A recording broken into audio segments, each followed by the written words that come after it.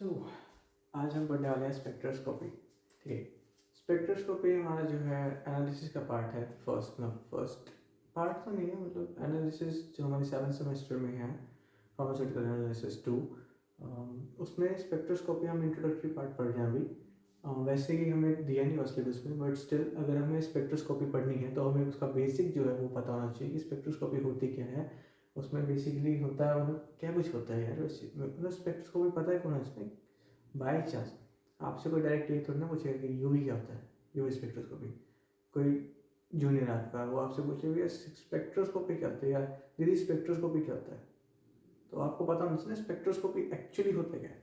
UV तो उसका आगे पार्ट है, ठीक है, या आई आर उसका आगे पार्ट है, ठीक है। तो हम पता करेंगे स्पेक्ट्रोस्कोपी होता क्या है। Spectroscopy is basically the interaction between electromagnetic radiations and matter, ठीक है। अब इसका मतलब क्या है कि मतलब ये इसकी डेफिनेशन थी, ठीक है। तो इलेक्ट्रोमैग्नेटिक रेडिएशन जो है वो मैटर से जब इंटरेक्ट करती है उसको कहते हैं स्पेक्ट्रोस्कोपी। मतलब उसकी स्टडी को स्पेक्ट्रोस्कोपी कहते हैं। It is the study of interaction between electromagnetic radiation and matter, ठीक है। तो इलेक्ट्रोमैग्नेटिक रेडिएशन मैटर से जब रिएक्ट कर रही है या इंटरेक्ट कर रही है तो उसकी स्टडी को हम स्पेक्ट्रोस्कोपी बोल रहे हैं। बट इसमें होता क्या है, बेसिक सी बात है कि अगर हम ये कर रहे हैं तो इसमें होता क्या है। इलेक्ट्रोमैग्नेटिक रेडिएशन इज अ मतलब कह सकते हैं कि एक लाइट है, मतलब हाँ लाइट उसका एग्जाम्पल है इलेक्ट्रोमैग्नेटिक रेडिएशन का, ठीक है। उसमें क्या होता है कि जो लाइट जब मैटर से टकराती है तो उसकी वजह से जो अपना मैटर है वो उस लाइट को एब्जॉर्ब कर लेता है एनर्जी के फॉर्म में, ठीक है। जब एनर्जी उससे लाइट से जाके लाइट से एनर्जी मैटर के अंदर जाती है तो उसके अंदर के जो मॉलिक्यूल्स हैं वो एक्साइटेड हो जाते हैं। जब हमने इसे फिजिक्स या केमिस्ट्री में हमने जब 11th 12th में पढ़े होंगे, जब हमारे पास आया होगा ये इलेक्ट्रॉनिक कुछ तो था, मतलब वो था ना, उसमें पढ़ा था हमने, पता नहीं केमिस्ट्री में पढ़ा था मैं फिजिक्स में पढ़ा था, बट पढ़ा जरूर था। तो उसमें क्या था कि जब इलेक्ट्रॉन्स को एनर्जी मिलती है तो एक्साइटेड स्टेट में चले जाते हैं, केमिस्ट्री में पढ़ा था हमने। तो उसमें क्या होता है, वो एनर्जी जब एब्जॉर्ब कर लेते हैं इलेक्ट्रॉन्स या एटम्स तो एक्साइटेड स्टेट में चले जाते हैं, जिसकी वजह से हमें उनका डिटेक्शन होता है, मतलब उसका पता चलता है कि हाँ भी इसमें यहाँ पे ये वाला इलेक्ट्रॉन प्रेजेंट है, जिसकी वजह से हमें उसके स्ट्रक्चर का हमें उसका पता चलता है कि ये वाला कंपाउंड ऐसा दिखता है, ठीक है। तो spectroscopy is a very best tool, is a very powerful tool to identify different structure in a wide range. मतलब काफ़ी तरह है कि हम स्ट्रक्चर्स के बारे में उसके अंदर स्टडी कर सकते हैं, जैसे मतलब ठीक है। एंड देन आफ्टर हम बात करें अगर इसके टाइप्स की, तो टाइप्स इसके हैं 2 टाइप, एटॉमिक एंड मॉलिक्यूलर, ठीक है। एटॉमिक में अगर हम बात करें तो इंटरेक्शन ऑफ ईएमआर यानी कि इलेक्ट्रोमैग्नेटिक रेडिएशंस, मैं इलेक्ट्रोमैग्नेटिक रेडिएशंस की जगह ईएमआर बोलूँगा फर्दर लेक्चर में, ठीक है। तो एटम्स की इंटरेक्शन विद ईएमआर उसको हम बोलेंगे एटॉमिक स्पेक्ट्रोस्कोपी, ठीक है। अब जो एटम्स यहाँ पे हम ले रहे हैं वो हमारे ग्राउंड लेवल पे हैं, बिल्कुल लोएस्ट एनर्जी लेवल पे हैं, जिसकी वजह से दोज आर वेरी वीक। तो अगर जैसे उनको एनर्जी मिलेगी वो एकदम से हमें स्पेक्ट्रम शो करेंगे, ठीक है। अपना स्पेक्ट्रम अपना दिखाएंगे कि देखो हम यहाँ पे प्रेजेंट है, यहाँ पे इतने हमारा स्ट्रक्चर है, ये इतने हमारे नंबर ऑफ इलेक्ट्रॉन्स है हमारे, ठीक है। तो ये सिस्टम है। एंड देन आफ्टर अगर हम बात करें मॉलिक्यूलर की, तो मॉलिक्यूलर में क्या होता है कि जो मॉलिक्यूल्स हैं यानी कि ग्रुप ऑफ एटम्स या ग्रुप ऑफ मतलब हाँ एटम्स ही, ठीक है, ग्रुप ऑफ एटम्स जो है हमारे, जब उनको एनर्जी मिलेगी तो जब वो स्पेक्ट्रम शो करेंगे उसको हम बोलेंगे वो। अब एटम क्या करेगा, ज़्यादा से ज़्यादा क्या करेगा, एनर्जी ली, ठीक है, एक्साइटेड स्टेट में चला गया, वो एनर्जी शो करेगा। मॉलिक्यूल्स में डिफरेंट टाइप से एनर्जी शो होती है, डिफरेंट टाइप ऑफ एनर्जीज होती है मॉलिक्यूल्स के अंदर, ठीक है। वो हम आगे बढ़ेंगे। तो इंटरेक्शन ऑफ इलेक्ट्रोमैग्नेटिक रेडिएशंस यानी EMR with molecules is called molecular spectroscopy. इसकी स्टडी को मॉलिक्यूलर स्पेक्ट्रोस्कोपी बोलते हैं, ठीक है। मॉलिक्यूलर में आगे फर्दर टाइप्स होते हैं, क्या होते हैं, रोटेशनल स्पेक्ट्रम, जिस मॉलिक्यूल में रोटेशनल एनर्जी प्रोड्यूस हो रही है उसको हम बोलेंगे रोटेशनल स्पेक्ट्रा। वो हम माइक्रोवेव जो हमारी वेव्स होती हैं उनमें यूज़ करते हैं, ठीक है। ये जो हमने स्पेक्ट्रम आपने पहले भी क्लासेस में पढ़ा होगा कि स्पेक्ट्रम जो होता है हमारा, जैसे माइक्रोवेव वेव होगी, रेडियो वेव होगी, इंफ्रारेड होगी, यूवी विजिबल होगी, अच्छा गामा, एक्सरे, ठीक है। ये सब यहाँ पे मैंने लिख भी रखे हैं, वैसे हम बाद में पढ़ेंगे इसको। तो अभी के लिए इसका मतलब टाइप्स देख लेते हैं क्या कुछ है। रोटेशनल एनर्जी जिसमें होगी वो हमारी होगी माइक्रोवेव एनर्जी, मतलब माइक्रोवेव स्पेक्ट्रा, ठीक है। वाइब्रेशन एंड रोटेशनल स्पेक्ट्रा ये हमारी इंफ्रारेड की जो स्टडी करते हैं तो उसमें यूज होंगी, ठीक है। रमन स्पेक्ट्रा जो है हमारे बहुत ही काबिल साइंटिस्ट, हमारे इंडिया के ही साइंटिस्ट थे वो, रमन उनका नाम था, मतलब ठीक है। उन्होंने अपने एक स्पेक्ट्रम दिया था, उन्होंने स्पेक्ट्रोस्कोपी में अपना एक अच्छा योगदान दिया था। अनफॉर्चुनेटली उनकी स्पेक्ट्रोस्कोपी को ज़्यादा महत्व तो दिया नहीं जाता अपने ही इंडिया में, बट चलो कोई बात नहीं। अगर हो सकता है कि आज उनका यूज़ ना हो उनकी स्टडी का, बट उनको स्टिल अभी पढ़ाया जाता है। हमारी जो मास्टर्स होती हैं उसमें जब हम analysis methods of analytic study पढ़ते हैं तब उसमें स्पेक्ट्रोस्कोपी आता है, बट बहुत ही कम यूनिट में, मतलब मिनिमम उसको पढ़ा देते हैं, दैट्स इट। उसको इतना यूज़ करवाते नहीं है। हो सकता है उसका इतना यूज़ हो ना, क्योंकि हमारे पास काफ़ी सारे एफिशिएंट मेथड्स हैं और भी नए नए जो डेवलप हो गए हैं, जिसकी वजह से शायद उसको नेगलेक्ट किया जाता है, but still it's a very big opportunity for India. Like Raman जो हमारे इंडियन साइंटिस्ट थे उन्होंने इतना बड़ा काम किया था, स्पेक्ट्रोस्कोपी में अपना योगदान दिया था, ठीक है। तो never forget these peoples, because इन्हीं के जैसे रूट्स के थ्रू हम अभी इतना बढ़ रहे हैं, ठीक है। तो नेक्स्ट है हमारा electronic spectra which is UV visible also, मतलब यूवी विजिबल जो रीजन होता है वो इस स्पेक्ट्रा के थ्रू पढ़ा जाता है। Then after NMR is also nuclear magnetic resonance spectra, ठीक है। This is a very efficient spectra, काफ़ी ज़्यादा मतलब वो है, पोटेंशियल है इसके अंदर, काफ़ी अच्छे से स्ट्रक्चर्स को एग्जैगरेट करता है, मतलब काफ़ी अच्छे से बताता है कि क्या कुछ है इसके अंदर, क्या कुछ नहीं है। कंपाउंड्स की अच्छी सी इन्फॉर्मेशन देता है। मेरा खुद का मन है इसको पढ़ने का, बट क्योंकि हमारे सिलेबस में नहीं है तो मैं इसको कभी और इसका अच्छे से पढ़ के आपको वीडियो बना के दूंगा, आप तक इन्फॉर्मेशन बताऊँगा बेस्ट वाली, ठीक है। टेंशन मतलब उस चीज़ का। एनएमआर के बाद हम, क्योंकि इसको खुद मेरा भी पढ़ने का मन है, ठीक है, इस वजह से, ठीक। Electron spin resonance spectra, another type of spectra. Nuclear gamma resonance fluorescence spectra which is also known as Mossbauer spectra, रहने दो इसको, nuclear gamma resonance fluorescence spectra ही ठीक है भैया। इतना एक क्या है, कैसे नाम बना देते हैं भाई।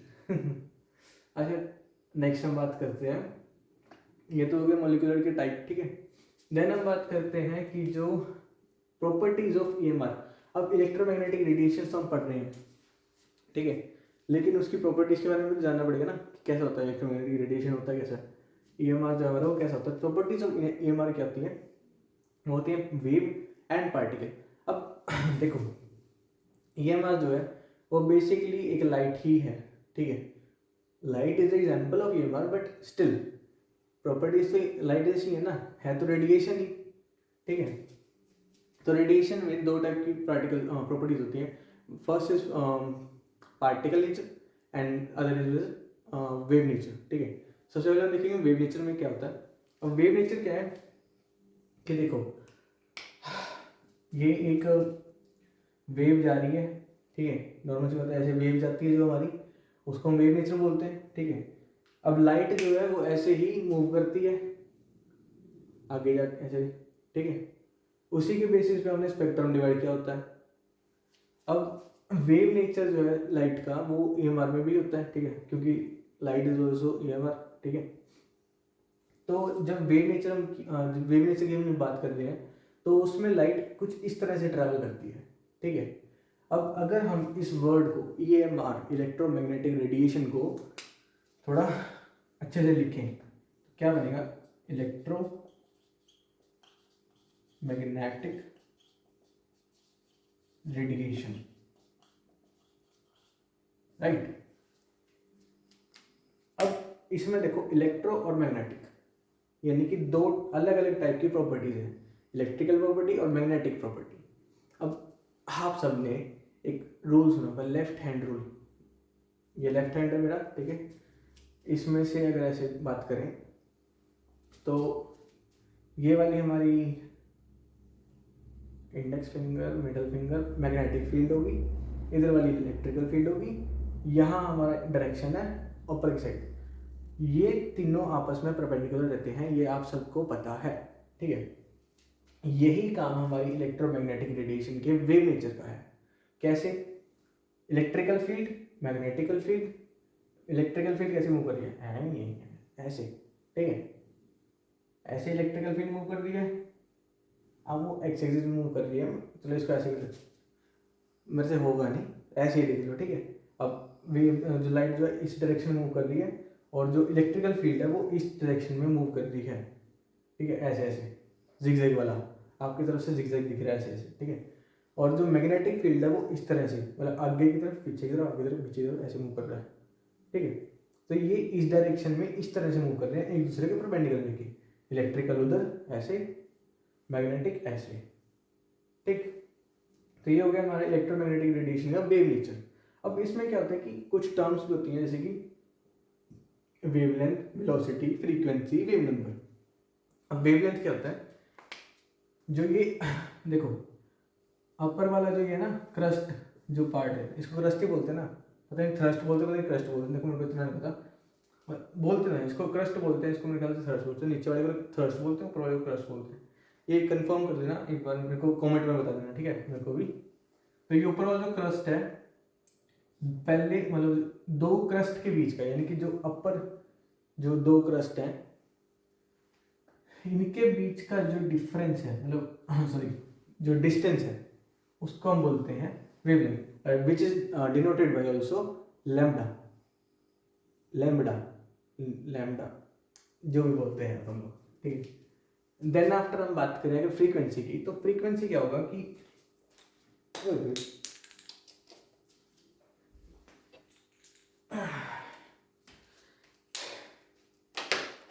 तो फ्रीक्वेंसी की अगर बात करें हम, फ्रीक्वेंसी क्या होता है कि इस यहाँ पे कर रहा हूँ मैं, ये एक साइकिल है, ठीक है, और इसके जैसे और भी हैं, ठीक। अब फ्रीक्वेंसी क्या है? अगर इसमें हम टाइम और ऐड कर दें, ठीक है, अगर ये मान लो 0 सेकंड से 1 सेकंड तक अगर हम काउंट करें, यहाँ तक हमारा 1 सेकंड जो कंप्लीट हो रहा है, ठीक है, इस 1 सेकंड के अंदर कितने नंबर ऑफ साइकिल्स बने वो हमारे होगी फ्रीक्वेंसी, ठीक है। कितने बनेंगे? 1 2 साइकिल्स हमारे जो है हाँ इसमें बने हैं, क्या नाम है इसका, फ्रीक्वेंसी में, ठीक है। मतलब एक वेव में 2 साइकिल्स जो है 1 सेकंड में कंप्लीट करे हैं, तो इसकी फ्रीक्वेंसी जो होगी वो होगी 2, ठीक है। यूनिट हम बाद में बात करेंगे। तो ये हो गया हमारा वेवलेंथ और ये हमारी होगी फ्रीक्वेंसी। देन आफ्टर हम बात करते हैं वेव नंबर की। अब देखो वेव नंबर क्या है, एक तरह का फ्रीक्वेंसी ही है। इसमें हम बात करें वैक्यूम के अंदर, यहाँ पे जो हमारी वेव थी वो अपना किसी मीडियम के थ्रू, जैसे कि अगर नॉर्मली हम बात करें कि अभी जो लाइट हमारे पास आ रही है वो एयर के थ्रू, एक मीडियम के थ्रू आ रही है, जिसके बीच में एयर एक रेजिस्टेंस है, या फिर कोई और रेजिस्टेंस भी हम ले सकते हैं, पानी का रेजिस्टेंस ले सकते हैं, किसी लिक्विड का ले सकते हैं, किसी सॉलिड का ले सकते हैं, किसी भी तरह का रेजिस्टेंस है जो हम ले सकते हैं। तो अगर उसके मीडियम के थ्रू वो लाइट जब जा रही है तो उसको हम बोलेंगे, मतलब उसमें तो नॉर्मली हम बोलेंगे, ठीक है। बट अगर वेव नंबर की बात करें तो वेव नंबर जो होता है वो ना वैक्यूम के अंदर हम कैलकुलेट करते हैं कि 1 सेकंड के अंदर वैक्यूम में जो लाइट ट्रैवल कर रही है उसके अंदर कितने साइकिल्स बन रहे हैं, उस फ्रीक्वेंसी को हम बोलेंगे वेव नंबर, ठीक है। तो वेव नंबर कैसे कैलकुलेट कर सकते हैं, चीज़ तो सेम ही है बट इसको कैलकुलेट करने से ऐसे इसको डिनोट करते हैं, फ्रीक्वेंसी का म्यू का साइन है ऊपर को ऐसे लगा के, ठीक है। तो ये हमारी इससे डिनोट होगी हमारी wave number is equal to 1/λ। Wave number is equal to 1/λ, यानी कि वेवलेंथ जो है हमारी उसका अगर हम 1 कर देंगे तो वो हमारा बन जाएगा वेव नंबर, ठीक है। देन आफ्टर हम बात करते हैं वेलोसिटी की। Velocity is nothing else lambda और हमारी जो फ्रीक्वेंसी है, ठीक है, उनका प्रोडक्ट है। वेलोसिटी अगर हम लैम्डा और अपना फ्रीक्वेंसी को मल्टीप्लाई कर देंगे तो वो हमारी वेलोसिटी निकल जाएगी। ठीक है, वेलोसिटी क्या है कि किस स्पीड से जो हमारी वेव है वो आगे की तरफ जा रही है। ठीक है, या ठीक है मतलब हाँ ऐसे वेलोसिटी क्या है कि किस स्पीड से हमारी जो लाइट है वो ट्रैवल कर रही है किसी भी मीडियम के थ्रू, उसको हम बोलेंगे वेलोसिटी ऑफ या स्पीड ऑफ अपना रेडिएशन EMR। ठीक है, तो अब वैक्यूम में अगर बात करें, वेव नंबर में अगर जैसे वैक्यूम में हम यूज़ करते हैं, तो वैक्यूम में अगर बात करें तो स्पीड ऑफ लाइट कितना होता है 3 × 10⁸ मीटर पर सेकेंड। ठीक है, मीटर पर second which is the velocity unit. ठीक है, तो ये वैक्यूम के अंदर होगी, तो हर एक EMR की जो वेलोसिटी है वैक्यूम के अंदर वो इतनी ही होगी। ठीक है, उसके बाद जो हमारा वेव नेचर है वो होता है हमारा यहाँ पे खत्म। ठीक है, कंक्लूजन इसका सब ये हो गया, ये अपना वेवलेंथ हमें पता चल गई, फ्रीक्वेंसी में पता चल गई, अच्छा वेव नंबर हमें पता चल गया, वेलोसिटी में पता चल गई। ठीक है, वेलोसिटी का फॉर्मूला हमें नहीं पता चला ना, नहीं वैसे पता चल गया बट स्टिल हम अगर देखें तो v = lambda × mu which is the formula of velocity in case of EMR या in case of any radiation. हाँ ठीक है, EMR बात करते हैं पार्टिकल की। पार्टिकल क्या होता है, particle is not like a wave. Wave में तो हम ऐसे ऐसे ट्रैवल कर रहे हैं, बट पार्टिकल जो होते हैं, particle is a centre of मतलब एक सेंट्रल मास होता है। ठीक है, वैसा ऐसा ऐसा एक मास होता है वो मतलब ठीक है, जो कि ट्रैवल करता है थ्रू लाइट। ठीक है, तो जब ये पार्टिकल जो है लाइट के थ्रू ट्रैवल करेंगे तो ये शो करेंगे पार्टिकल नेचर। पार्टिकल नेचर कैसे शो करेंगे, अब देखो मास है तो अंदर उनकी एनर्जी कैरी होगी। ठीक है, मतलब इंटरनल एनर्जी होगी उनके अंदर, वो अपनी एक एनर्जी कैरी करके चलेंगे। तो उस एनर्जी को वो जो इनको बोलते हैं फोटॉन्स, जो पार्टिकल्स हमारी लाइट के थ्रू जो ट्रैवल करते हैं वो उनको बोलते हैं photons which is a packet of energy. ठीक है, तो एक तरह से देखा जाए कि पार्टिकल नेचर में हमारी जो एनर्जी है वो लाइट के थ्रू ट्रैवल करती है। तो यहाँ तक जो वेव नेचर था वो हमें काफ़ी कुछ बता रहा था, जैसे कि रिफ्लेक्शन बता रहा था, रिफ्लेक्शन बता रहा था। ठीक है, और भी बहुत सारे फिनोमेना है जो वेव नेचर से क्लियर होते हैं, बट जैसे कि फिनोमेना है एक फोटो इलेक्ट्रिक इफेक्ट, वो कैसे क्लियर होगा, वो तो वेव नेचर से क्लियर नहीं हो रहा, बट जो पार्टिकल नेचर है वो उसे क्लियर कर रहा है।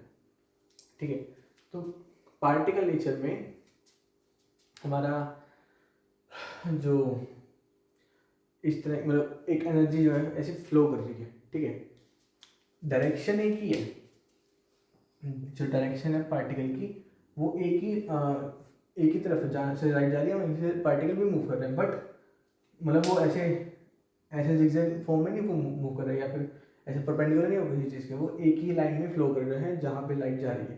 ठीक है, और क्योंकि वो एनर्जी कैरी कर रहे हैं तो जब वो मैटर से टकराएंगे, ठीक है, वो फोटोन जो मैटर से किसी भी मैटर से टकराएंगे तो वो अपनी एनर्जी को शिफ्ट करेंगे, अपनी एनर्जी को ट्रांसपोर्ट करेंगे उन दूसरे मैटर्स के अंदर, जिसकी वजह से उनके अंदर के जो एटम्स हैं वो मतलब एक्साइटेड होंगे। ठीक है, एक्साइटेड होने की वजह से क्या होगा कि जब वो मॉलिक्यूल्स जो एक्साइटेड होंगे तो वो शो करेंगे स्पेक्ट्रम, जो कि हमें दिखेगा स्पेक्ट्रोस्कोपी के थ्रू, विच इज मतलब कहने का मतलब ये है कि जो पार्टिकल नेचर है वो रिस्पॉन्सिबल है स्पेक्ट्रोस्कोपी के लिए। समझ रहे बात, इम्पॉर्टेंट वेव नेचर भी है, क्योंकि अगर वेव नेचर नहीं होगा तो वो ट्रैवल कैसे करेगा, मतलब कितनी दूर तक जाएगा, कौन सी वेव कितनी दूर तक जाएगी, ये हमें पता कैसे चलेगा। अब एक्सरे हमारे बोन स्कैनिंग के लिए ही यूज़ होगी, ये हमें कैसे पता चला, क्योंकि हमें उसकी पता थी वेवलेंथ, वो कितनी पेनिट्रेट करेगी, कितनी दूरी तक जाएगी, ये हमें पता चलती है वेव नेचर के थ्रू। ठीक है, पेनिट्रेट का पता कैसे चला, क्योंकि उसकी फ्रीक्वेंसी हमें पता थी, वेवलेंथ का मतलब कितनी दूर तक जाएगी वो हमें वेवलेंथ से पता चलती। ठीक है, तो ये सब था। अच्छा, इसके बाद हमने टाइप्स ऑफ स्पेक्ट्रोस्कोपी पढ़ लिया, उसके बाद हमने प्रॉपर्टीज ऑफ EMR पढ़ लिया, देन आफ्टर हमने अपना वेव नेचर और पार्टिकल नेचर पढ़ लिया, मतलब प्रॉपर्टीज भी आ गया। ठीक है, अच्छा ये सब हमने पढ़ लिया। उसके बाद हम देखते हैं कि हमारा जो मेन स्पेक्ट्रोस्कोपी में जो हमने इतने सालों तक पढ़ा है which is our spectrum, light spectrum, ठीक है। उस स्पेक्ट्रम में कौन सी वेव्स आती है पहले तो ये बताओ। गामा रे, एक्सरे, अच्छा ये ना ऑर्डर वाइज है, गामा रे, एक्सरे, उसके बाद आती है हमारी यूवी रे। यूवी में पहले आएगी वैक्यूम यूवी, फिर यूवी, फिर विजिबल आएगा। विजिबल में विबग्योर, आपने सबने सुना होगा, सबका फेमस है VIBGYOR. Violet, indigo, blue, green, yellow, orange, red, ठीक है। देन आफ्टर हमारा आएगा जो क्या कहते हैं उसको, IR, इंफ्रारेड। इंफ्रारेड में 3 टाइप के आएंगे, near infrared, on infrared, far infrared. Then after microwave आएगी, उसके बाद हमारा रेडियो वेव आएगा, ठीक है। ये सब आएंगे हमारे स्पेक्ट्रम के अंदर। तो जब हम इस साइड जा रहे हैं, यानी कि गामा रे से रेडियो वेव की तरफ जा रहे हैं, तो हमारी वेवलेंथ जो है बढ़ रही है, ठीक है। Gamma ray has the maximum frequency but lowest wavelength, ठीक है। तो मतलब ट्रेवल ज़्यादा नहीं करेगी पर पेनिट्रेट सबसे ज़्यादा करेगी। तो also is a cause of, मतलब जैसे जो रेडिएशन की वजह से कैंसर होता है ना, आपने सबने सुना भी होगा। मोस्टली हम बोलते हैं कि यूवी रेज की वजह से हमें कैंसर हो गया, ठीक है। तो क्यों होता है कि जब हम रेडिएशन जो है पेनिट्रेट करते हैं ना, तो हमारे जीन्स को थोड़ा अल्टर कर देता है। उसकी वजह से कई बार कैंसर कॉजिंग हो जाते हैं वो सेल्स। तो गामा रेज जो है वो सबसे ज़्यादा कर सकता है, बट क्योंकि उसकी वेवलेंथ ज़्यादा नहीं है, बट उसकी पेनिट्रेशन पावर जो है वो सबसे ज़्यादा है, क्योंकि उसकी फ्रीक्वेंसी काफ़ी ज़्यादा है, ठीक है। तो इस साइड आते हुए फ्रीक्वेंसी बढ़ रही है, उस साइड आते हुए वेवलेंथ बढ़ रही है, ठीक है। सो स्टार्टिंग आज होती है 1 एंगस्ट्रॉम से। गामा रेज 1 एंगस्ट्रॉम पे नीचे से मतलब 1 एंगस्ट्रॉम के नीचे एब्जॉर्ब हो जाता है, बट उसके ऊपर दिखाई देता है। 1 एंगस्ट्रॉम से 10 एंगस्ट्रॉम तक गामा रेज होता है। उसके बाद शुरू हो जाता है हमारा एक्सरे, जो 10 एंगस्ट्रॉम के फर्दर जैसे 1 नैनोमीटर से हमारा जो है यूवी स्टार्ट होता है, which is also vacuum UV, not the UV. UV हमारा उसमें आ जाएगा जो किसी मीडियम की जरूरत ट्रैवल करेगा। वैक्यूम यूवी हमारा 1 नैनोमीटर से दिखाई देना शुरू हो जाता है टू 180 नैनोमीटर, सॉरी, ठीक है। तो 180 नैनोमीटर, 180 नैनोमीटर के बाद हमारा जो मीडियम वाला यूवी है वो हमें दिखाई देना शुरू होगा 180 से 400 नैनोमीटर तक। 400 नैनोमीटर के बाद हमारा जो है विजिबल जो रीजन शुरू हो जाता है टू 750 नैनोमीटर्स। बीच में हमारे काफ़ी सारे आ जाते हैं, वेबग्योर हमारा आ जाता है, तो उसका अलग अलग रीजन होता है, ठीक है, अलग अलग नैनोमीटर्स होते हैं। ये जब हम यूवी विजिबल पढ़ेंगे उसके अंदर हम डिटेल से पढ़ेंगे, ठीक है। अच्छा, वेबग्योर के बाद हमारा आ जाता है infrared region, which is start from 0.7 micron metre to 1, मतलब ये हमारा नियर जो इंफ्रारेड रीजन है उसकी बात कर रहे हैं हम, 0.7 से 2.5 माइक्रोमीटर तक आता है। देन आफ्टर 2.5 से हमारा जो 15 माइक्रोमीटर तक आता है, जो कि हमारा ऑन इंफ्रारेड है, ना नियर ना फार, ऑन इंफ्रारेड, ठीक है।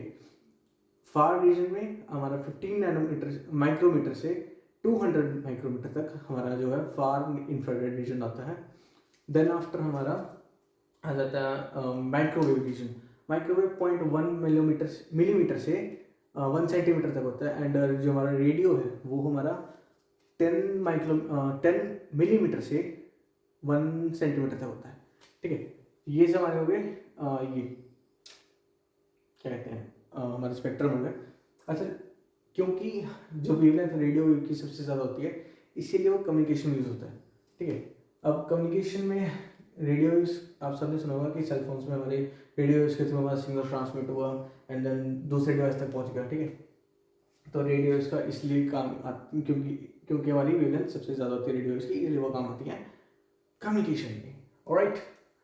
And now guys will further proceed to the types of energy. हमने बात की थी ना कि मॉलिक्यूलर में डिफरेंट टाइप्स ऑफ एनर्जी के थ्रू हमारे स्पेक्ट्रम फॉर्म होते हैं। क्योंकि देखो मॉलिक्यूल है तो एटम में तो इलेक्ट्रॉन एक्साइट हुआ, एनर्जी शो की और वापस मतलब ग्राउंड स्टेट पे आ गया, दैट्स इट। बट मॉलिक्यूल में क्या होगा कि it's a bunch of electron है, बंच ऑफ एटम्स या ग्रुप ऑफ एटम्स होते हैं, ठीक है। तो वो आपस में एनर्जी जो है उनकी रिपेल होती है, या मतलब कुछ तो झोल होता है उनका, ठीक है, आपस में। मतलब वो ना ऐसे जब उनको एनर्जी देंगे तो वो आपस में टकराएंगे या कुछ भी करेंगे वो, क्योंकि वो मॉलिक्यूल है तो अलग नहीं होंगे। वो उनकी परफेक्ट एनर्जी जब देंगे उनको, मतलब एक पर्टिकुलर एनर्जी जब देंगे उनको, तभी अलग अलग होंगे। अदरवाइज वो ऐसे रोटेट करेंगे, वाइब्रेट करेंगे, कुछ ना कुछ करेंगे वो, ठीक है। तो टाइप्स ऑफ एनर्जी दो टाइप की होती है, translational and internal energy. Translational जो हमारी एक्सटर्नल होती है, जो एक मॉलिक्यूल के ऊपर से दी जाती है, ठीक है। एंड इंटरनल जो होती है वो तीन टाइप की होती है, वाइब्रेशनल, रोटेशनल एंड इलेक्ट्रिकल, जो हमारा एटम शो करता है, ठीक है। तो अब ट्रांसलेशनल की बात की जाए तो ट्रांसलेशनल में हमारा बेसिकली मोशन में जब मॉलिक्यूल होता है तब वो एनर्जी यूज होती है। अब मोशन में कैसे, एक तो एक तरफ से बढ़ ही रहा है, ठीक है, अब दूसरा या तो इस साइड होगा या बैक साइड होगा या नीचे की तरफ होगा, कोई कहीं भी, ठीक है, तो वो ट्रांसलेशनल हो गया। इंटरनल में वाइब्रेशनल यानी कि एक एटम है, एक मॉलिक्यूल है, वो ऐसे जिग जिग जिग जिग जिग, आपके जैसे फ़ोन में भी आपने देखा होगा, तो उसमें वो वाइब्रेशनल मोशन हो गया, ठीक है। ये बेसिकली काम करता है दोनों ही रोटेशनल और वाइब्रेशनल काइनेटिक एनर्जी की बेसिस पे, ठीक है। बट इसमें क्योंकि वाइब्रेशनल जो मतलब जो मोशन है, सॉरी जो रोटेशन, ठीक है, नेक्स्ट हमारा जो वाइब्रेशनल मोशन है वो हमारा काइनेटिक एनर्जी पे बेस है, ठीक है। रोटेशनल मोशन जो है वो क्योंकि एटम 3D स्ट्रक्चर है, ठीक है, तो एक्स वाई जेड तीनों एक्सिस पे काम करेगा, ठीक है। तो इस वजह से इसका जो फॉर्मूला है वो कुछ इस तरह से हो जाता है रोटेशनल मोशन में, 3/2 kT या फिर RT, ठीक है, with R is the या K और R is the ideal gas constant, T is the temperature, 3 is for 3 axis and half is the constant, ठीक है, ठीक है।